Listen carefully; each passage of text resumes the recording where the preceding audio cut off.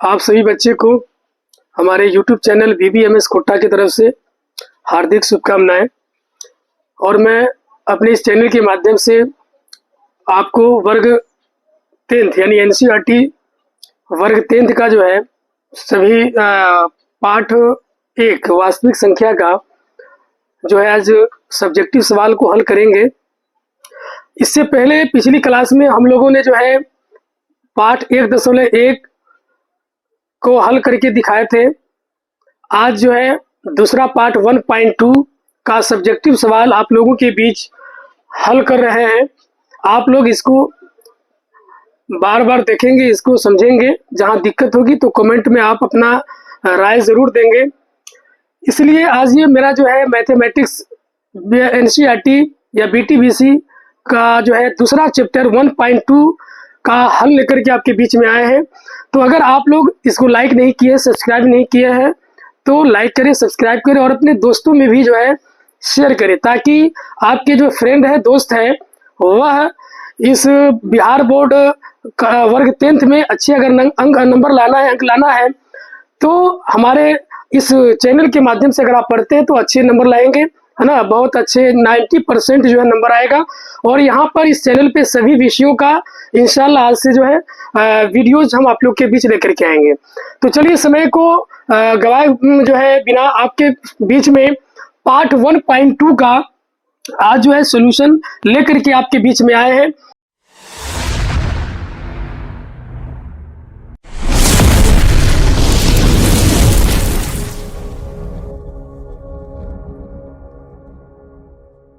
तो चलिए आज जो मेरा मुख्य टॉपिक है, मुख्य जो है पढ़ना है सवाल, वह है निम्नलिखित संख्याओं का, है ना, अभाज्य गुणनखंड के गुणनफल के रूप में व्यक्त करें।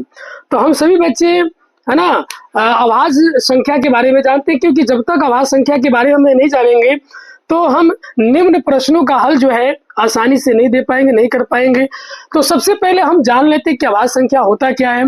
तो हम सभी बच्चे जो है अभाज्य संख्या के बारे में ऊपर हम लिख रहे हैं, अभाज्य संख्या होता क्या है ना। तो हम जान लेते हैं।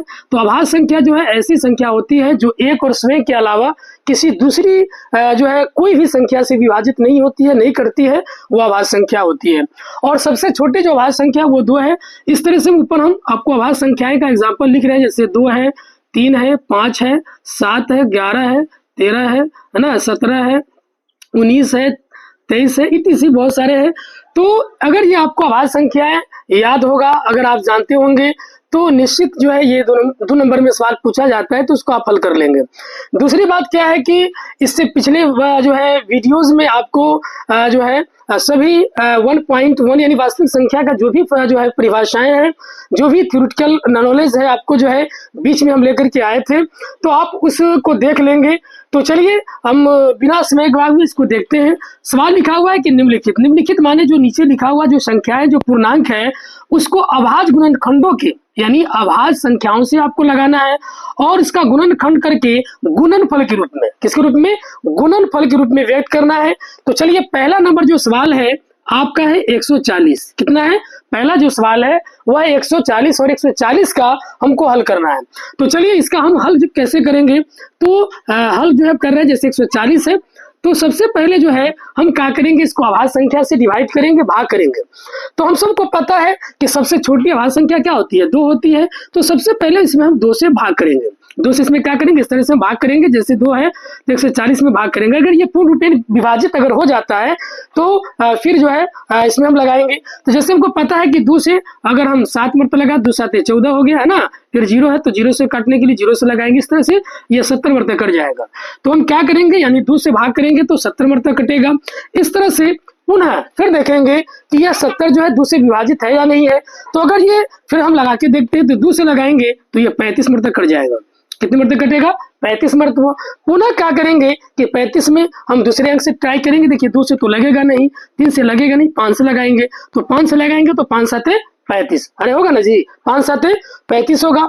और 7 तो अभाज्य संख्या है, देख लीजिए 7 आता तो ये 7 से ही कटेगा, तो 7 कम 7 हो गया। इस प्रकार जो 140 में हम सबसे पहले अभाज्य संख्या 2 से लगाएं तो 70 मरतबा कटा, फिर जो है 2 से लगाए तो 35 मरतबा, फिर 5 से 7, 7 से 1, इस प्रकार जो है 140 जो है जो दिया हुआ है पूर्णांक जो संख्या दी इसको लिख लेंगे। और देखिए इसमें कौन कौन अभाज्य संख्या है, तो देखिए पहला 2 है, फिर इसके बाद 2 है, फिर 5 है ना, फिर क्या है 7 है।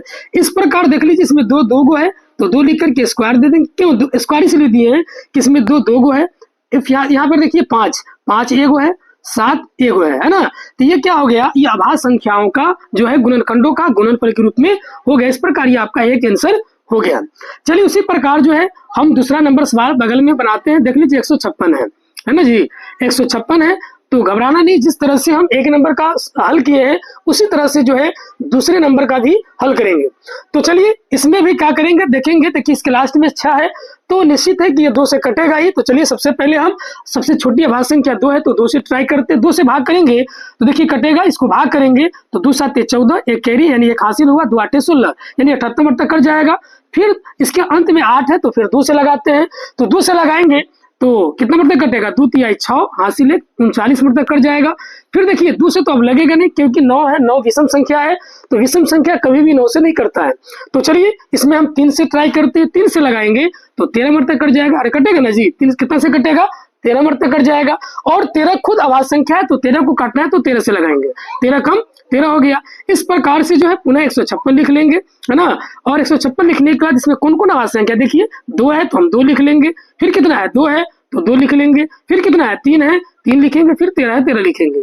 इस प्रकार इसमें 2 2 गो है तो 2 2 गो लिखेंगे, 2 बार यानी स्क्वायर देंगे, 3 1 टाइम से 1 लिखेंगे पावर, और 13 1 है यानी 1 टाइम से तो इसका घात यानी 1 होगा। इस प्रकार इसका भी आंसर ये हो गया। तो आपको आसान लग रहा है ना जी, तो एकदम आसान लगेगा, थोड़ा सा धैर्य करके पढ़ेंगे।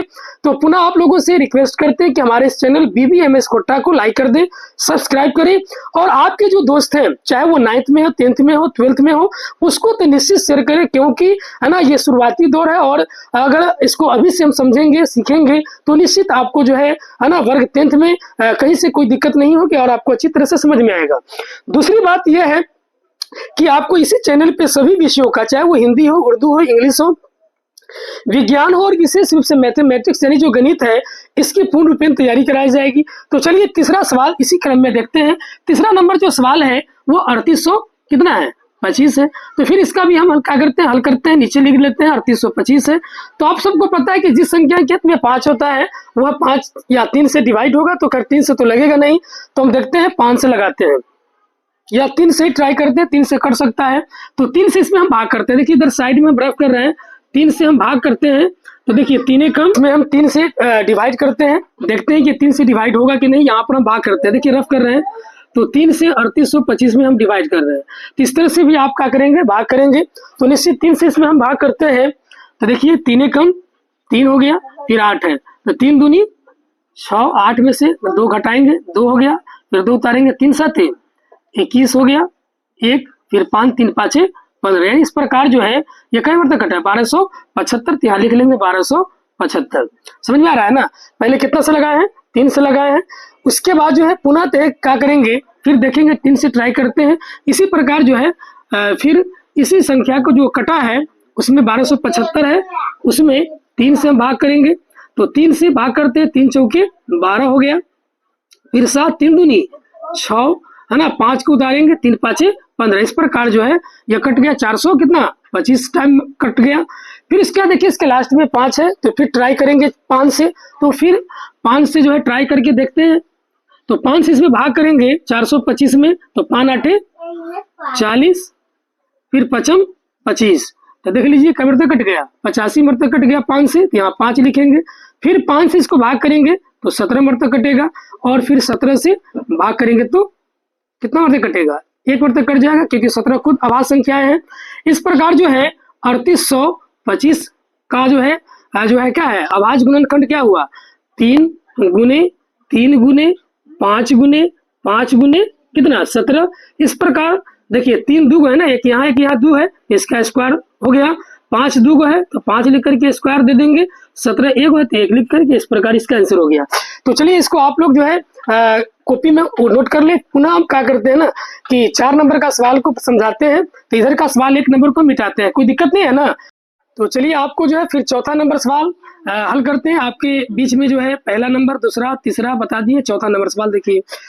तो 4 नंबर का जो सवाल है वो आपका है 5005 है। तो 5005 हुआ, इसमें हम, है ना, जिस संख्या के अंत में, आप सबको पता है विभाजित का नियम कि जिस संख्या के अंत में 5 होता है वो 5 या 3 से डिवाइड होता है, तो 3 से तो कटेगा नहीं, 5 से काट के देखते हैं।